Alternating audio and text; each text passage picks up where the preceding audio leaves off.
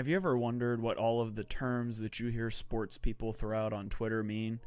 DVOA, DYAR, WAR, EPA, CPoE, RAS scores, pass block win rate, ADoT, adjusted games lost, success rate. There's a lot of things to keep track of and a lot of metrics that you'll hear me using this upcoming football season. And so that's why I wanted to make this video to explain all of these metrics in a simple way. And so check the link down at the bottom. There's going to be links to where you can access these metrics for yourself, where you can play around with them. Most of them are free, easy to find if you know where to look. And there'll also be a cheat sheet that it walks you through these. So without any further ado, let's jump in. Let's talk about the first one. What is DVOA? DVOA stands for Defense Adjusted Value Over Average. It's a Football Outsiders metric. And what DVOA does is it compares a team's efficiency by comparing success on every play that team runs to league average based on situation and opponent. Now, the situation includes score. If you're up by 13 points with 2 minutes left and you're kneeling the ball, it's not going to count that as a negative rushing play. So it looks at score, it looks at down and distance. An 8-yard run on 3rd and 10 is not a valuable play. That's a failure. It looks at field position, the strength of your opponent. And beating up on the worst team in the league is not going to be seen as impressive as having an above average day against a really good defense. And so all of those things are considered. And each play is assigned a success value. And then it's compared to the average value of all plays in similar situations. And then at the end of the day, it's all normalized. So at the end of the season, league average is 0%. And so you can make comparisons across eras. If you want to know if the 2002 Steelers offense was better than the 2020 Eagles offense, you can do that. You can compare those across eras even though the game has changed. So let me show you what this data looks like. So first of all, you can access it by going to footballoutsiders.com and you click up here at the top DVOA and statistics. Now you can look by team, by offense, by defense, or by special teams. I'm just going to click on offense right now. Now you do have to log in, but it is a free account. You'll have access to the data. You lose access, I think it's every Monday and Tuesday during the season, and then you get it back on Wednesday. But if you want to be a Football Outsider premium account for $5, you can, but you can access this for free. And so you can see here, by total DVOA in 2022, the Chiefs were first at 25.2%. What does that mean? That means the Chiefs offense is 25.2% more efficient than a league average offense. And so if you look at, you can also look at specifically passing DVOA. They were 41.1% better. By rushing DVOA, they were only 1.3% better. Now, you can also check different seasons, going all the way back for a long time. Let's look at the defense, because one important thing to note on defense is a negative DVOA is better. So the number one defense in terms of DVOA last year was the 49ers at negative 14.1%.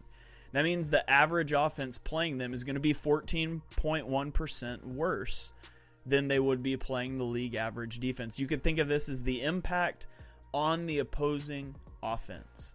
And so you can sort passing DVOA, you can sort by rushing DVOA, and you can look at these different metrics and you can compare them.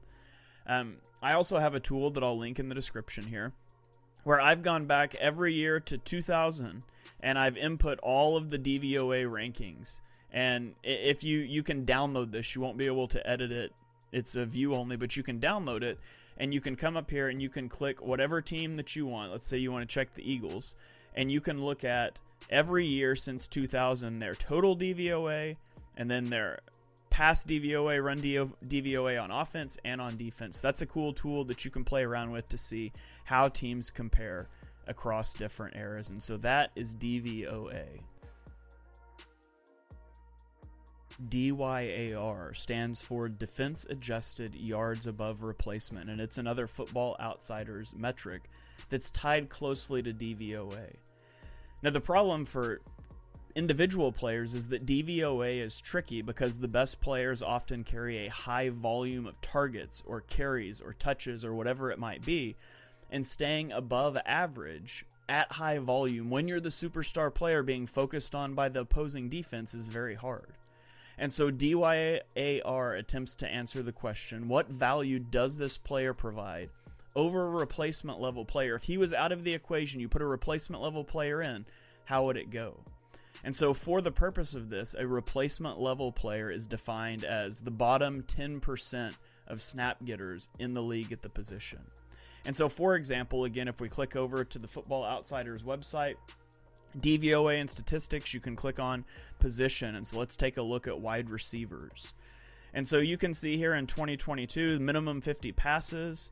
For example, let's look at Tyreek Hill. Tyreek Hill is ranked 14th in receiver DVOA.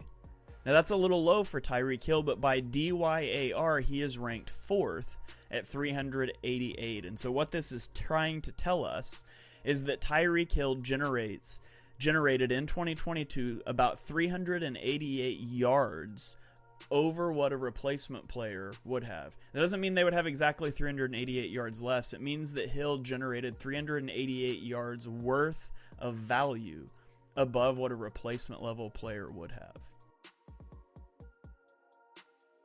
EPA stands for expected points added.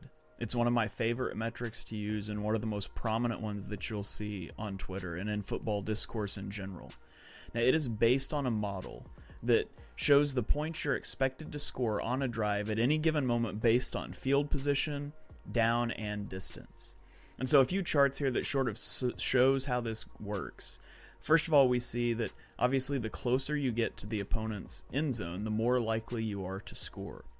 And so they can model that probability of outcome for both a touchdown and a field goal. And that gives you the expected points based on it being 1st and 10 at the 50. And then when you get an 8-yard pass, now it's 2nd and 10 at the 42. We know you're expected to score this many more points, and that's the expected points added. But it's not just based on distance to the end zone, it's also based on down. You're more likely to score on a 1st down from the 30-yard line than you are on a 4th down from the 30-yard line. And so you can see that it's based also on your down, and it's even based on the down and distance.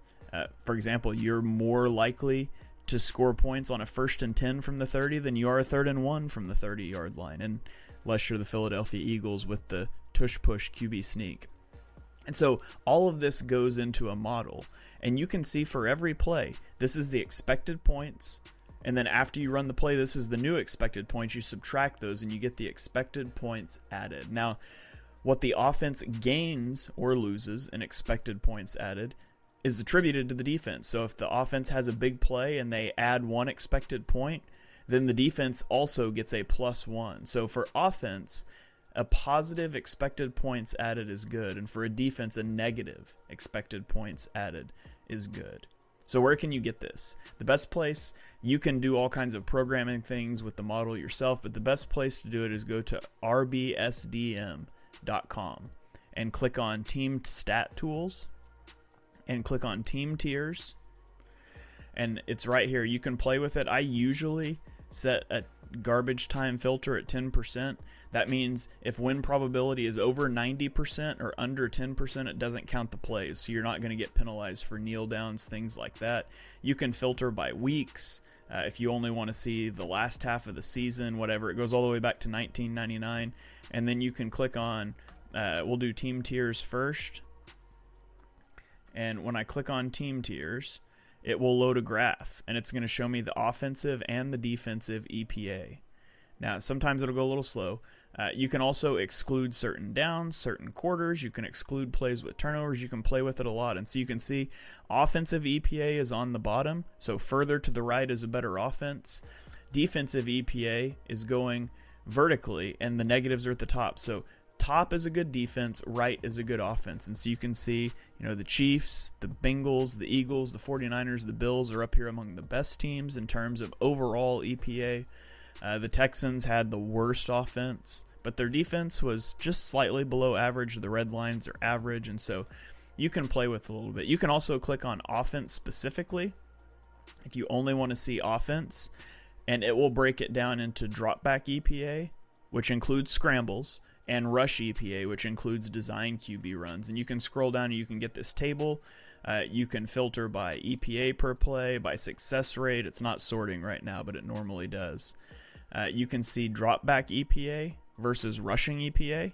And so you can see who's a really good running team and a good passing team. You can do the same thing on defense to see who's a really good run defense versus a really good passing defense.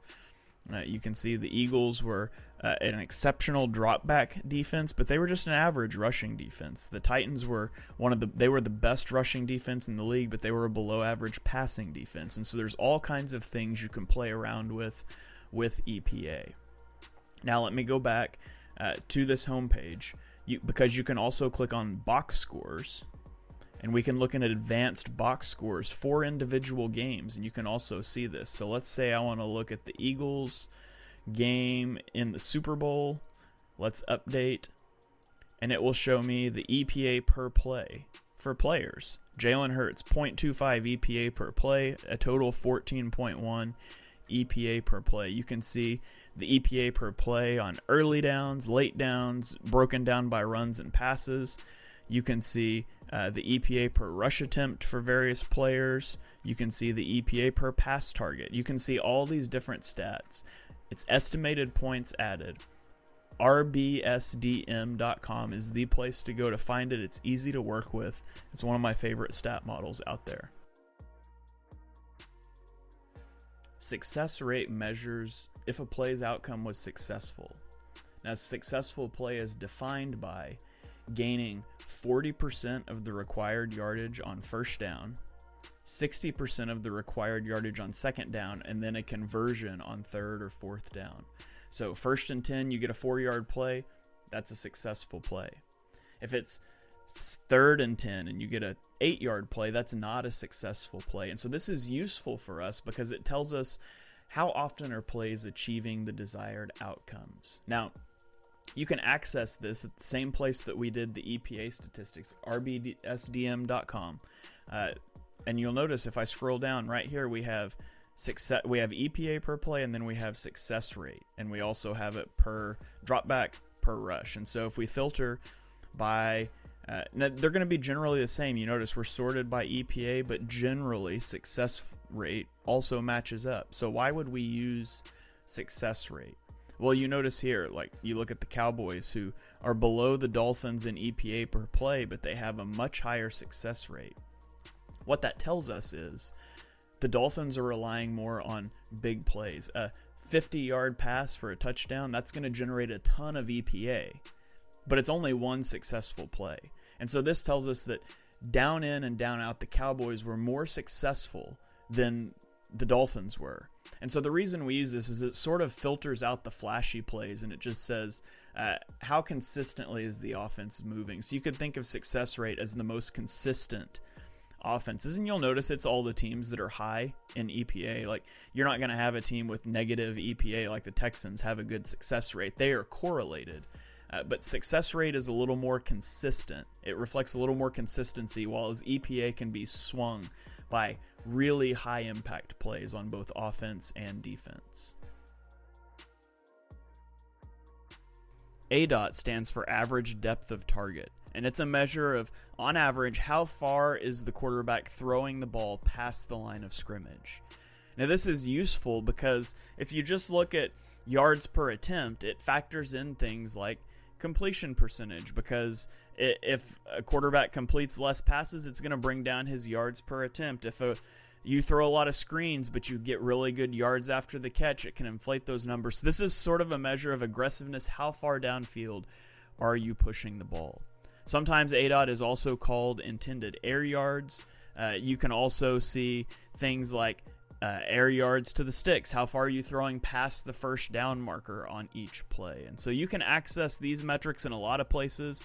I primarily do it at NextGen Stats. So you can go to nextgenstats.nfl.com, click on stats, and toggle to the passing stats, and they call it intended air yards. And so if we sort by that, you can see Marcus Mariota led the league in 2022 in pushing the ball downfield at 10.2 intended air yards. On average, his passes traveled 10.2 yards downfield. You can also look at completed air yards. Who completes the deepest passes on average, it would be Tua Tagovailoa. You can look at the differential, who has the biggest and smallest differences. You can look at air yards to the sticks. All of these are related. Marcus Mariota threw 1.3 yards past the sticks on average. And so these metrics are all related, and that just measures how far a quarterback throws the ball down the field. There are 3 over-expectation metrics that you'll see used. The most frequently used one is CPoE, or completion percentage over expectation. There's also rushing yards over expectation and yards after catch over expectation. Let's talk about completion percentage over expectation, since it's the most commonly used. What it basically does is it models using player tracking data, ball tracking, and it tries to model what is the expected completion percentage of any given pass that a quarterback makes.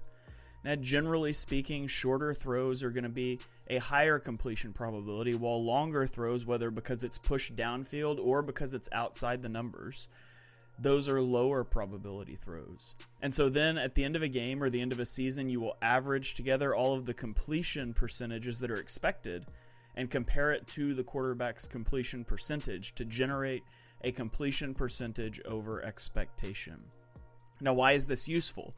Well, it's useful because a quarterback that's pushing the ball downfield frequently will have a lower completion percentage than a check down passer.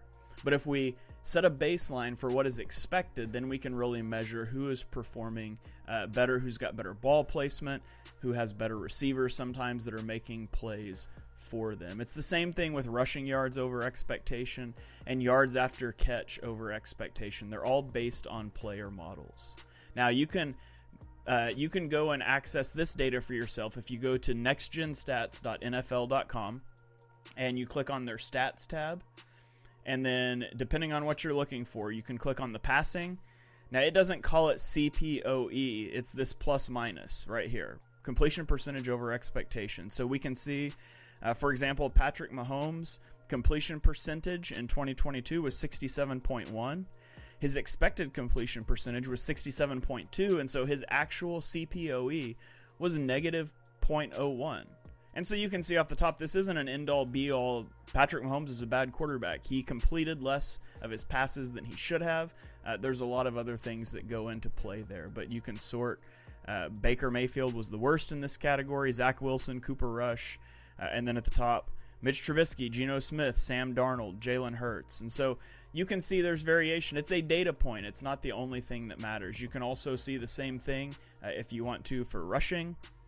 You have rushing yards over expectation per attempt as the percentage of their yardage gained. And then you can see the same thing for receiving.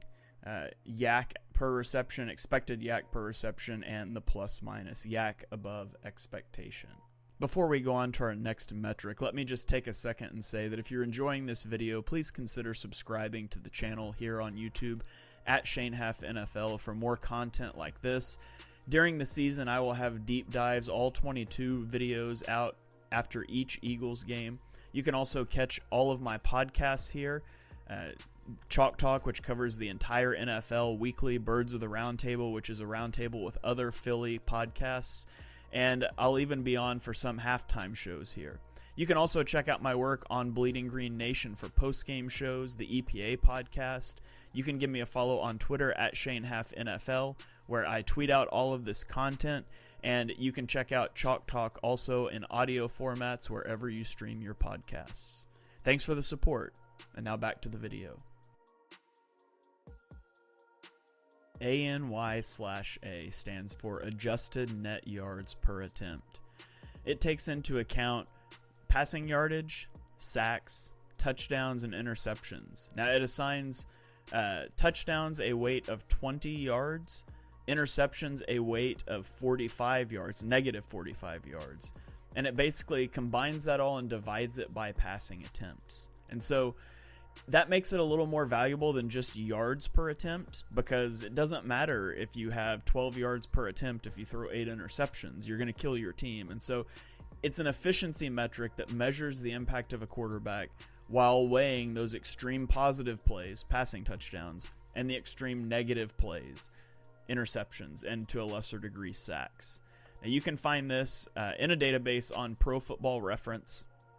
You can go into their leaderboards, and you can sort by anything you want on here, but this is the section you're looking for over here, adjusted net yards per pass attempt. And so you can see in 2022, Tua led the league at 8.37 adjusted net yards per attempt, followed by Patrick Mahomes, Jimmy Garoppolo, Jared Goff, Jalen Hurts, Josh Allen, Joe Burrow, Trevor Lawrence. These are the guys you would expect to find at the top of any metric that measures quarterback play, maybe with the exception of Jimmy G, although his offense does a great job of generating yards after the catch, and Jared Goff, but the Lions had a prolific offense in 2022. On the other end of the spectrum, at the bottom of the list, you have quarterbacks like Justin Fields, Carson Wentz, Kenny Pickett, Baker Mayfield, Matt Ryan, Zach Wilson, Davis Mills. These are the guys that you would expect to find at the bottom of any efficiency metric. There are 4 win rate metrics: pass rush win rate, pass block win rate, run stop win rate, and run block win rate.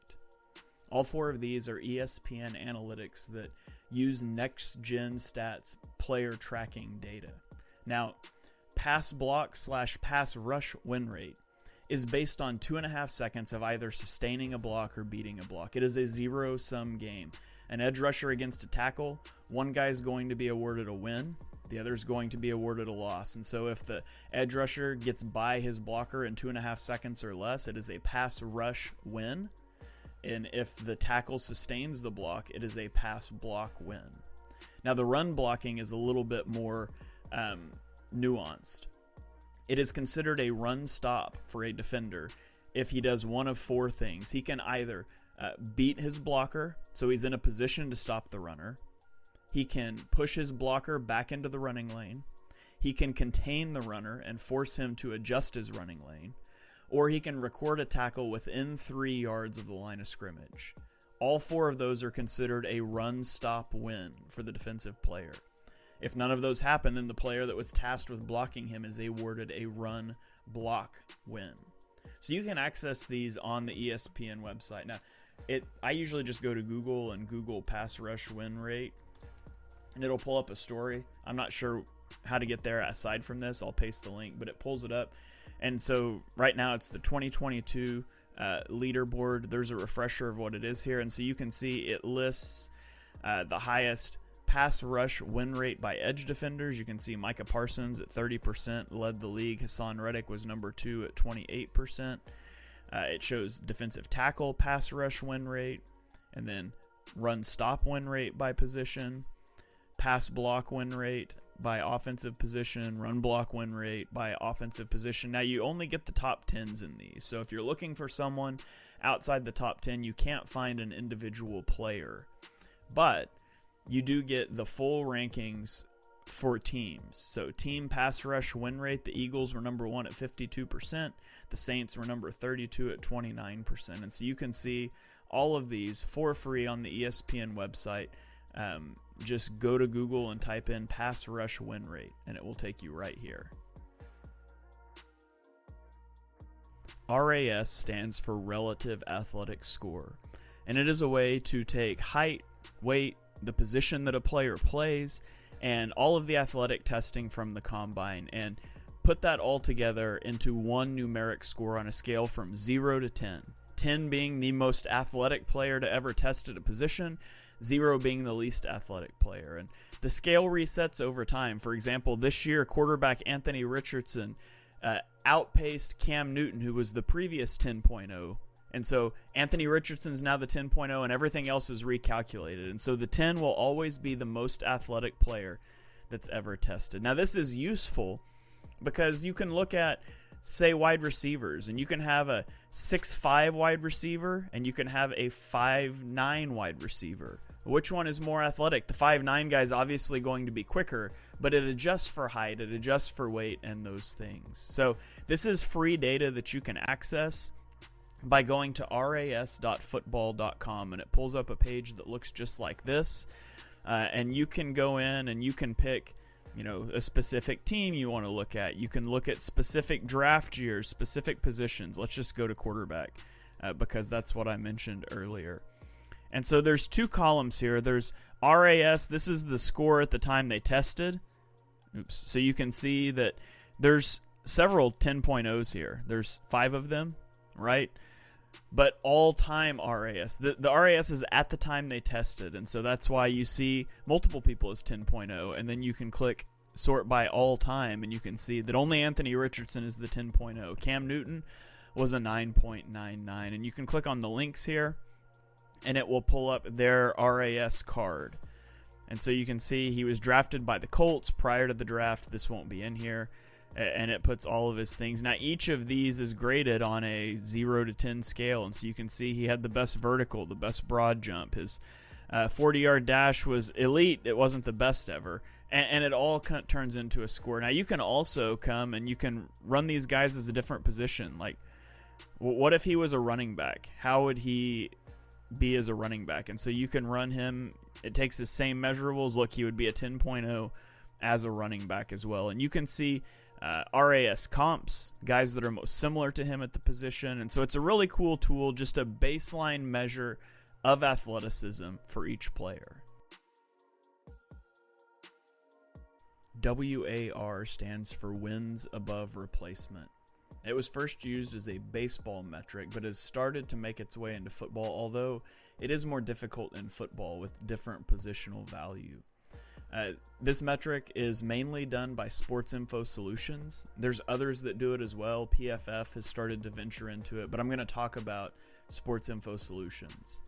Now, the way that they try to do it is it tries to express a player's value adjusted for position relative to a replacement player at the same position. And so, first of all, how do you define a replacement level player? Well, they define that as a person who does not play in the first 15 snaps of a half, which is the scripted plays.